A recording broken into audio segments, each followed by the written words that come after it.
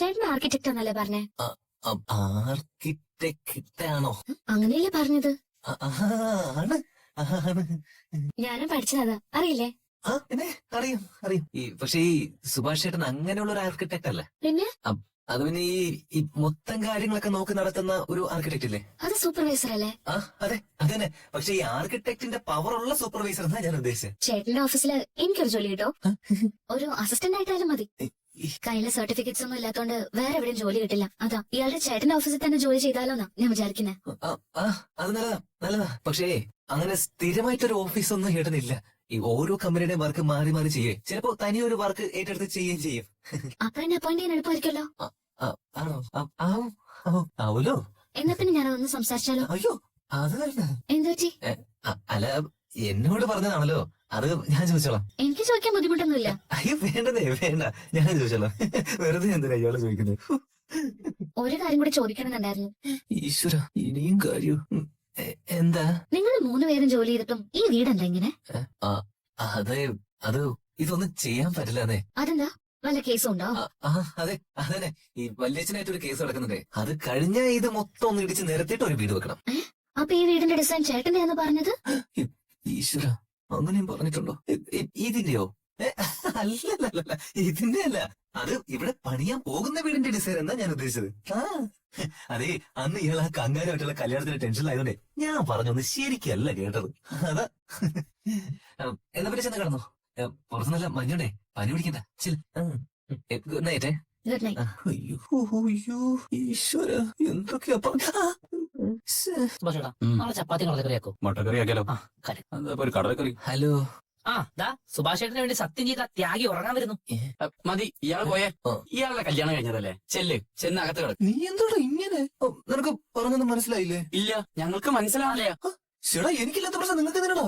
നികേഷേ, എന്തോ പ്രശ്നമുണ്ട്, അത് ഉറപ്പാ. എന്ത് പ്രശ്നം? ഒരു പ്രശ്നമില്ലെന്നേ. ഞാൻ പറഞ്ഞില്ലടാ, നമ്മുടെ സുഭാഷ് ചേട്ടന് ഒരു ജീവിതം കിട്ടാതെ ഞാൻ എന്റെ സ്വകാര്യ ജീവിതം ആരംഭിക്കില്ല എന്ന് പ്രതിജ്ഞ എടുത്താണെന്ന്. പിന്നെ ഈ താൻ ആരാ? മഹാഭാരത സീരിയലിലെ ഭീഷ്മരോ ഇങ്ങനെ പ്രതിജ്ഞ എടുക്കാൻ? അല്ല അത് എടാ നികേഷേ, ഇയാള് പറയണത് സത്യാണെന്ന് നീ വിശ്വസിക്കുന്നുണ്ടോ? ഇല്ലല്ലേ ചേട്ടാ? സുധീഷ് ചേട്ടാ, ഇയാള് ഞങ്ങൾക്ക് വേണ്ടിയോ സുഭാഷ് ചേട്ടന് വേണ്ടിയോ ഇങ്ങനെ ഒരു ത്യാഗം സഹിക്കണ്ട. സുഭാഷ് ചേട്ടന്റെ കല്യാണം ആവുമ്പോ ആവും. ചെന്ന് മുറി പോയി കിടക്ക്. അതെങ്ങനെ ശരിയാവുന്നത്? ഞാനൊരു സെൽഫിഷായ ആളാണെന്ന് നിങ്ങൾക്കൊക്കെ ഒരു വിചാരമുണ്ട്. നിങ്ങളെ തിരുത്താൻ ഞാൻ ആളല്ല, പക്ഷേ വ്യക്തിപരമായി ഞാൻ അങ്ങനെ ഒരാളല്ല കേട്ടാ.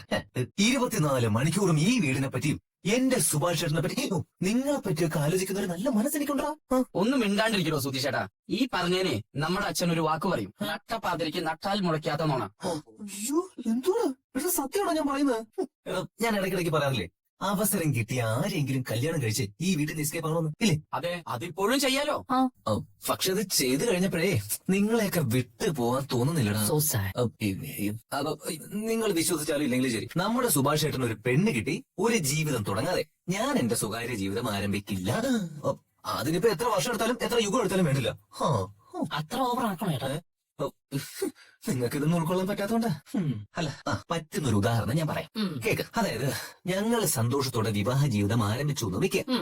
നീതി പെട്ടെന്ന് പ്രഗ്നന്റ് ആയാലോ? ലോകത്ത് നടക്കാത്തതൊന്നല്ലോ. എടാ, അങ്ങനെ വന്നാൽ എന്റെ കുഞ്ഞ് സുഭാഷ് ഏട്ടനെ വല്യച്ഛന്ന് വിളിക്കണം. അത് കഴിഞ്ഞ് സുഭാഷ് ഏട്ടന്റെ കല്യാണം കഴിഞ്ഞൊരു കുഞ്ഞുണ്ടായാലോ, ആ കുഞ്ഞ് എന്നെ ഇളയച്ചന്ന് വിളിക്കണം. വിളിക്കണ്ടേ? വേണ്ടേ? അപ്പൊ വല്യച്ഛന്റെ കുട്ടി ചെറുതും ഇളയച്ഛന്റെ കുട്ടി വലുതും ആവില്ലേ? മനസ്സിലായില്ല. ഇത്രയും പറഞ്ഞിട്ട് മനസ്സിലായില്ലേ? അതായത് എടാ, ഈ പ്രായം കൂടിയ ചേട്ടനെ പ്രായം കുറഞ്ഞ കുഞ്ഞ്, പ്രായം കുറഞ്ഞ എന്നെ ഇളയച്ചാന്ന് വിളിക്കും. പ്രായം കുറഞ്ഞ എന്റെ പ്രായം കൂടിയ കുഞ്ഞ് പ്രായം കൂടിയ ഏട്ടനെ വല്യച്ഛന്ന് വിളിക്കണ്ടേ? വിളിക്കണ്ടേ? അങ്ങനത്തെ ഒരു സിറ്റുവേഷൻ ഒഴിവാക്കാൻ വേണ്ടിയാ ഞാൻ ഇങ്ങനെ ഒരു തീരുമാനം എടുത്തത്. ഈ വീട് എന്നെങ്കിലും എന്നെ മനസ്സിലാക്കും. നോക്കിക്കോ. എന്താടാ? എന്റെ സുധീഷ് ചേട്ടാ, നിങ്ങൾ മിണ്ടായിരുന്നെങ്കിൽ ഒരുപക്ഷെ ഞങ്ങൾ വിശ്വസിച്ചേനെ. പക്ഷേ സുഭാഷ് ചേട്ടന് വേണ്ടി ത്യാഗം സഹിച്ചെന്നൊക്കെ പറഞ്ഞാൽ അത് വിശ്വസിക്കാൻ പറ്റില്ല. അത് എത്ര വർഷം കഴിഞ്ഞാലും വിശ്വസിക്കില്ല, ഇനി എത്ര യുഗം കഴിഞ്ഞാലും ഞങ്ങൾ വിശ്വസിക്കില്ല. സുധീഷ് ചേട്ടാ, നിങ്ങൾ എത്ര വലിയ ഫ്രോഡാണെന്ന് ഞങ്ങൾക്കറിയാം. ഇമാതിരി ഡയലോഗുകളെ അടിച്ചു മാറ്റിക്കൊണ്ടുവന്ന ആ പാവം ഇടത്തിയില്ലേ, അവരോട് മതി, അവര് വിശ്വസിച്ചോളൂ. ചെല്ലി. ഇതാണ് പ്രശ്നം. നിങ്ങൾക്ക് ഒരു കാലത്ത് എന്നെ മനസ്സിലാവില്ല. ഞാൻ ഇങ്ങനെ തീരുമാനിച്ചതിന്റെ വില ഒരു കാലത്ത് നിങ്ങൾക്ക് മനസ്സിലാവും. അന്ന് നിങ്ങൾ എന്നെ നോക്കി പറയും, വലിയ ഈ വിടുവായത്തം കേട്ട് കിടക്കാനേ ഞാൻ ഈ വീട്ടില് രാവിലെ തൊട്ട് അന്ത്യാവണം വെറുതെ ഇരിക്കല്ല. വേണേ കിടന്ന് ഉറങ്ങണം. പുറത്തു പോയി അച്ഛൻ്റെ കൂടെ കിടക്കും. മതി സംസാരിച്ചത്. പോയി കിടക്കണോ? ഒന്നുമില്ല, ഒരു കഥ പറച്ചില്. സുധീഷ് ചേട്ടാ, ഇനി ആരെങ്കിലും ചോദിച്ചാലേ വേറൊരു കഥ പറഞ്ഞാൽ മതിയെ. ഈ കഥ ഭൂലോകം ഉടായിപ്പാണെന്നേ ഏതൊരു കുട്ടിക്ക് മനസ്സിലാവും കേട്ടാ. കിടന്നു എടി വേണ്ടേ എന്താണ് ഇതിന്റെ പേര്? നിധി. പേരൊക്കെ കൊള്ളാം. ആള് കാണാനും തിരക്കിടി. പിന്നെ നിനക്കെന്താടി വേറൊരിടത്തൊന്നും കെട്ടാൻ ഒരാളെ കിട്ടിയില്ലേ? നീ തലയ്ക്കകത്ത് ആള് താമസമുള്ള ആരെങ്കിലും ഈ വീട്ടിലെ ചെറുക്കനെ കല്യാണം കഴിക്കൂ. അല്ലെങ്കിൽ ആളുകളെ സംസാരിച്ച് വീഴ്ത്താനേ ആ ചെറുക്കന് ഒരല്പം മിടുക്ക് കൂടുതലാ. അവൻ നിന്നെ ഓരോന്നും പറഞ്ഞ് പറ്റിച്ച് കൂടെ കൂട്ടിയതാവും അല്ലേ? മനസ്സിലായി. ദേ നിന്റെ പ്രായത്തിലൊരു മോള് എന്റെ വീട്ടിലുള്ളതുകൊണ്ട് ഞാൻ പറയാ, എന്റെ മോളെ പറ്റിയതോ പറ്റി. 1-2 ദിവസം അവന്റെ കൂടെ കഴിഞ്ഞാൽ നീ അങ്ങ് മറന്നു കളാ. എന്നിട്ട് എത്രയും എടുത്ത് രക്ഷപ്പെടാൻ നോക്ക്. ഈ വീട്ടിൽ കഴിഞ്ഞാലേ മാനവും പേരും മാത്രമല്ല ജീവൻ പോലും ചിലപ്പോ പോയിന്ന് വരും. പണ്ട് ഇവിടെ ഉണ്ടായിരുന്ന ഒരുത്തിയുടെ ജീവൻ അങ്ങനെ പോയത് കൊണ്ടാ ഈ വീട് പോത്തുകളെയും കാളകളെയും കെട്ടുന്ന ഒരു തൊഴുത്തായി മാറിയത്. നിന്നെ പോലൊരു പാവം പശുക്കിടാവ് എങ്ങനെ ഈ തൊഴുത്തി വന്ന് കേറിയെന്ന കഷ്ടം. വന്നതിന്റെ പിറ്റേന്ന് നീ കരഞ്ഞു നിലവിളിച്ച് ഇറങ്ങി പോയെന്ന് കേട്ടപ്പോ സത്യത്തിൽ ഞാനൊന്ന് സമാധാനിച്ചതാ. അപ്പതേ പിറ്റേന്ന് വൈകിട്ട് അവന്റെ കൂടെ അങ്ങോട്ട് പോയ പോലെ തിരിച്ചു വന്ന് നിൽക്കുന്നു. എന്തേ നിന്റെ വീട്ടുകാർ നിന്നെ ആട്ടി പുറത്താക്കിയോ? അല്ലാതെ അവര് വേറെ എന്താ ചെയ്യ? കൊള്ളാവുന്ന ഒരിടത്ത് നിന്ന് ഈ മാതിരി കുപ്പയിലേക്ക് ഓടി വന്നവളെ നാണോ മാനോ ഉള്ളവരെ ആ വീട്ടിലേക്ക് തിരിച്ചു കയറ്റൂ? ഇല്ല. ഇവക്കിട്ട് 2 എറി കൊടുക്കാൻ പറ്റിയ കല്ല് കാണുന്നില്ല. അതുകൊണ്ട് കയ്യും കാലും പിടിച്ചിട്ടാണെങ്കിലും ഇനിയിപ്പോ 2 തല്ല് വാങ്ങിച്ചിട്ടാണെങ്കിലും കുഴപ്പമില്ല. നീ നിന്റെ വീട്ടിൽ പോയി കയറാൻ നോക്ക്. അതാ നിനക്ക് നല്ലത്.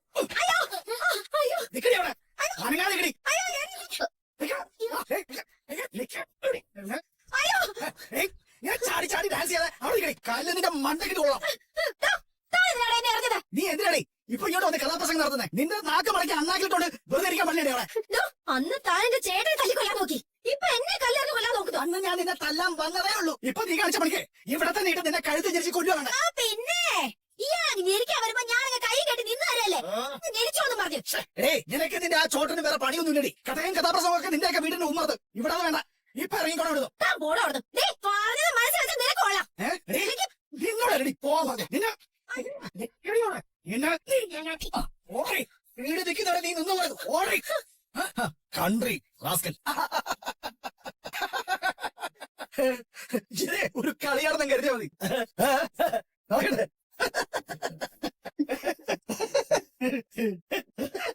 അയ്യോ, വായു പൊട്ടിക്കണതിന് ഇങ്ങനെ ചിരിക്കുന്നത്. ഇങ്ങനെ തരൂ. താങ്ക്സ്. ഇനി അങ്ങോട്ടും ഇങ്ങോട്ടും നടന്നാൽ പൊടി കൂടെ അതോടെ ചവിട്ടി കയറിക്കോണം കേട്ടല്ലോ. എനിക്ക് ജോലിക്ക് പോകണ്ടേ? പോണം. എത്ര ദിവസമായി പോയിട്ട്? സുധീഷേന്റെ മുതലാളി ഒന്നും പറയില്ലേ? ഞാനും അത് തന്നെ വിചാരിച്ചേ. അല്ല നീ നിധിയായിട്ട് ഒളിച്ചോടി എന്ന് പറഞ്ഞ അയാൾ ഇവിടെ വന്ന് എന്തൊരു വേളായിരുന്നു. ഞാൻ കരുതി നീ ജോലിക്ക് ചെല്ലുമ്പോ അയാൾ നിന്നോട് ഉടക്കാൻ നിൽക്കണം. നമുക്ക് പ്രശ്നമൊന്നുമില്ലല്ലോ അല്ലേ? പ്രശ്നം തന്നെ കേട്ടോ. എന്തുപറ്റിടാ? ജോലി പോയി. അത് തന്നെ. എങ്ങനെ? ജീപ്പ് ഫ്രണ്ടിന് തിരിച്ചു കൊടുത്തിട്ടേ ഞാൻ ജോലിക്ക് പോയത്. കണ്ടപാടെ കണ്ണോട്ടനെ ചീത്ത വിളിച്ച് ഇനി വരട്ടാന്ന് പറഞ്ഞു. ഈ കല്യാണമാണോ കാരണം? അല്ലാതെ പിന്നെ ഞാൻ അയാളെ വഞ്ചിക്കായിരുന്നു അത്രേ. അയാളെ വഞ്ചിക്കേ? എടാ അയാളല്ലേ എന്നെ അങ്ങോട്ട് പറഞ്ഞത്. ഞാൻ വിശ്വാസവന്തിനെ കാണിച്ചു അത്രേ. ആ കുട്ടിക്കും കൂടി ഇഷ്ടമായിട്ടാണ് സുധീഷേട്ടൻ കൂട്ടിക്കൊണ്ടുവന്നതെന്ന് പറയായിരുന്നില്ലേ? എടാ ഞാൻ പറയുന്ന അയാൾ കേൾക്കാൻ തയ്യാറാവണ്ടേ? നിധിയുടെ അച്ഛനും ചേട്ടനും തോമസ് ചേട്ടനെ വിളിച്ച് അത്രയ്ക്ക് പറഞ്ഞിട്ടുണ്ട്. ഇനി അയാൾ എന്നെ അവിടെ ജോലിക്ക് എടുക്കില്ല. അതുറപ്പാ. ഇനിയിപ്പോ എന്ത് ചെയ്യും? വേറെ എവിടെയെങ്കിലും ജോലി അന്വേഷിക്കണം. 1-2 അടുത്ത് ഞാൻ പറഞ്ഞു വെച്ചിട്ടുണ്ട്. നമുക്ക് നോക്കാം. ജോലി ഉണ്ടായിരുന്ന കാലത്ത് വീട്ടിലേക്ക് 5 പൈസ തരാറില്ല. എല്ലാം സ്വയം പൊടിച്ചു തീർക്കാണ് പതിവ്. ഇപ്പൊ അതും പോയി. നന്നായി. ഇനി ഇങ്ങേരെയും ഭാര്യയും സുഭാഷേട്ടൻ നോക്കണായിരിക്കും. ഹരീഷേ ചുമ്മാരിക്കും. ചേട്ടൻ ആദ്യം മിണ്ടാണ്ടിരി. ഇയാളുടെ കല്യാണ ചെലവ് മുഴുവൻ സുഭാഷേട്ടനല്ലേ നോക്കിയത്? ഇപ്പതാ ജോലിയും പോയി. കല്യാണത്തിന് കടം വാങ്ങിയ കാശ് ഇനി സുഭാഷേട്ടൻ തന്നെ വീട്ടണ്ടേ? അത് നീ അന്വേഷിക്കേണ്ട കാര്യമില്ല. അത്തരം കാര്യങ്ങൾ നിന്റെ അഭിപ്രായം ഇവിടെ ആരും ചോദിച്ചില്ല. എടാ പതുക്കെ. ആരെങ്കിലും വാ തുറന്ന് പറയണല്ലോ സുധീഷേട്ടാ. ജോലി പോയ വേറെ അന്വേഷിച്ച് കണ്ടുപിടിച്ചിട്ട് വേണം വന്ന് പറയാൻ. അല്ലാതെ ഇങ്ങനെ വീട്ടിൽ കുത്തിരിക്കാൻ തുടങ്ങിയ ബാക്കിയുള്ളവർ മടിയിലെടുത്ത് വെച്ച് ലാളിക്കൊന്ന് വിചാരിച്ചോ? എന്നാ പിന്നെ നിന്നെ മടിയിലെടുത്ത് കൊഞ്ചിക്കടാ. നീയാണല്ലോ വീട് എല്ലാ ചെലവും നോക്കുന്നത്. ഞാനെല്ലാ ചെലവും നോക്കുന്നുണ്ടാവില്ല. പക്ഷെ ഇയാളെ പോലെ എല്ലാം വേറെ ആളുകളുടെ തലയിൽ വെച്ച് കൊടുക്കാറുമില്ല. അത് ശരി. എടാ ഞാൻ ചോദിച്ചിട്ടാണോ നിങ്ങൾ ഇതെല്ലാം ചെയ്തത്? സുമേഷേട്ടാ റിസപ്ഷൻ വേണമെന്ന് ഞാൻ പറഞ്ഞോ? നിങ്ങൾ എല്ലാവരും കൂടി ഓരോന്ന് നിശ്ചയിച്ച് ചെയ്തു വെച്ചിട്ട് ബാധ്യത മാത്രം എന്റെ തലയില്. അത് കൊള്ളാലോ. അതെ, ഞങ്ങള് തന്നെ ഏർപ്പാടാക്കിയത്. പക്ഷെ ഇതൊന്നും വേണ്ട എന്ന് പറഞ്ഞ് മാറി നിന്നില്ലല്ലോ. സ്റ്റേജിൽ കയറി നിന്ന് ഫോട്ടോയ്ക്ക് പോസ്റ്റും ചെയ്ത് നിന്നതല്ലേ? അപ്പൊ ഉത്തരവാദിത്തം നിങ്ങൾക്കുമുണ്ട്. മതി, ഒന്ന് നിർത്ത്. നിന്റെ അസുഖം എന്താണെന്ന് എനിക്ക് മനസ്സിലായി. ഞാൻ കൊള്ളാവുന്ന ഒരു പെൺകുട്ടിയെ കല്യാണം കഴിച്ച് കൂട്ടിക്കൊണ്ട് വന്നതിലുള്ള കണ്ണുകടി അല്ലടാ. സുഭാഷേട്ടാ ഇടയ്ക്കിടയ്ക്ക് ഇതന്നെ പറഞ്ഞ എന്റെ സ്വഭാവം മാറേ. മര്യാദയ്ക്ക് പറഞ്ഞു കൊടുത്തേക്ക്.